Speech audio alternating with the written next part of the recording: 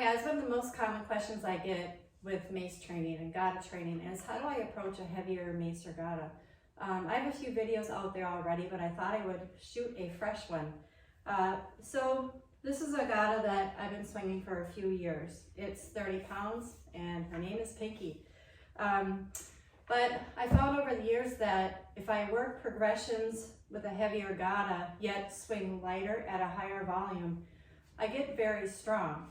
I'm gonna just walk through some progressions that I like to do. There's a ton of progressions that you can do, you can be creative with, but most importantly, don't just pick it up and start swinging it.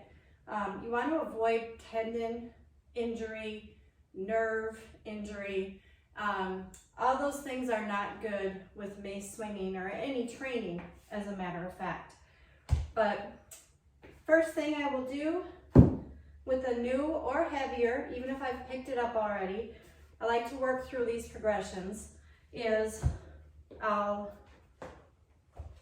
start here and I'll just kind of pick it up. How does it feel? Just get the feel of it. But the first movement that I do is just the deadlift from the side, because I'm familiar with the hinge to the deadlift with the kettlebell, suitcase style, etc. So it transfers well to the mace or Gada. So I'll do a nice hinge, pick it up, and I'll just feel, how does that feel? Feels pretty good, awesome. Then I'll just do a little marching, or I'll actually walk for distance, set it down, and switch hands. So I'll repeat this on both sides. So say I did a good 30 seconds to a minute. A minute's a little long, but maybe 30 seconds each side. So just marching or carries. Once I do the deadlift to carry, then I'll do some goblet squats, which I'm also very familiar with the kettlebell. So I'll climb on down, get in my nice squat, comfortable position, and I'll just stand. How does that feel? And then I'll climb it back down. So reverse climbers here. So squat again. Pick up and climb down.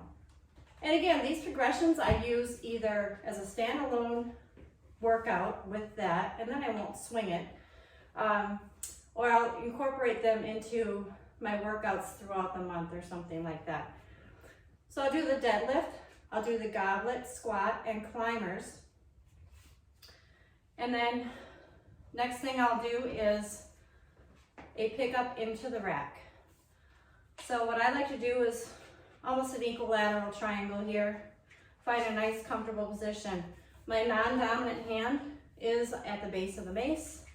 I'll do a nice hinge. I use this crease here as support as well if needed. That just gives me a nice solid position. And then I will bring it into the rack. And can I hold it here?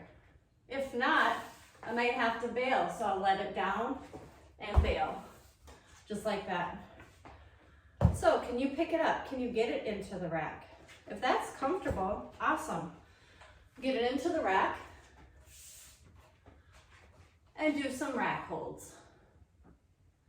So you can do maybe 15 to 30 seconds here, and then figure out how to safely bail. Or set it down gently, depends where you are. Another thing when I approach a heavier mace or Gada is I like to do it in the grass. We have a nice rubber floor here, that's fine, but the grass works great for bailing. So, can I pick it up? So rack, pick up, using that bottom hand to push. Can I pick it up? And can I hold? Okay, if not, you might need to choke up a little bit. I'm not a fan of being here in front of my face. So somewhere just above the head and do some holds. If that's comfortable, you can get some walking in. That's another progression. Don't spend too long in these holds. Okay, again, gripping and doing this torque is not great for the elbows. So short 30-second holds and do a few reps. After the rack holds, I like to, and again, there's a million progressions and things you can use with the Gada or Steel Mace, but these are the ones I do on a regular basis. So the rack holds and then climbers down. So I'll get it up here in the rack, and then I'll climb, and I'll climb, and then I'll just set it down. Okay, and repeat. Shake it out. In the rack. Can I hold? Great. Squeeze your glutes, quads, everything's activated. Couple climbs. Bring it to the handle there and start again. If all that is fine, I like to bring the Gada to the back position here and just do hangs.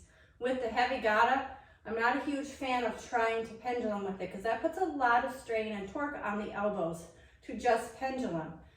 When you have a heavy mace or Gada, it's the momentum that carries it around, not so much this. And then when you're going back and forth, it puts a lot of torque on my elbows, and I'm not a fan of those pendulums. So to get it back there, same setup here. Grab that Gada.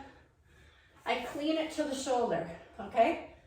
So cleaning to the shoulder, I'm resting my thumb on the shoulder. So the Gada's just above the shoulder there. And then I guide it back. So there, and now it's kind of sliding down my back. And then I just let it climb down. And I hang. So here, you have a nice neutral pelvis, glutes are engaged. Letting those hands drop to the nape of the neck. Quads are firing, glutes are firing, and you're trying to avoid the rib flare. So try to keep those ribs pulling towards the pelvis there. So I'm hanging here,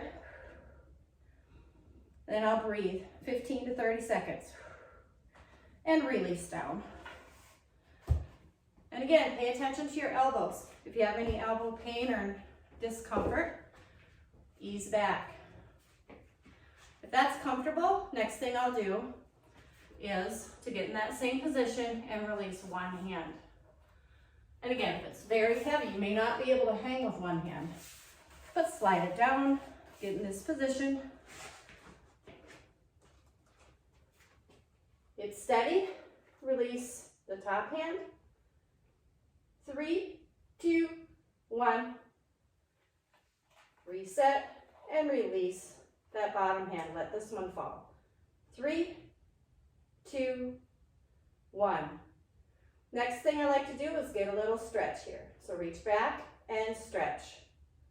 And again, you can do that with both sides.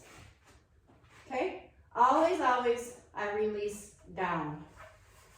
Never try to pull it back over. It's one move I do not care for.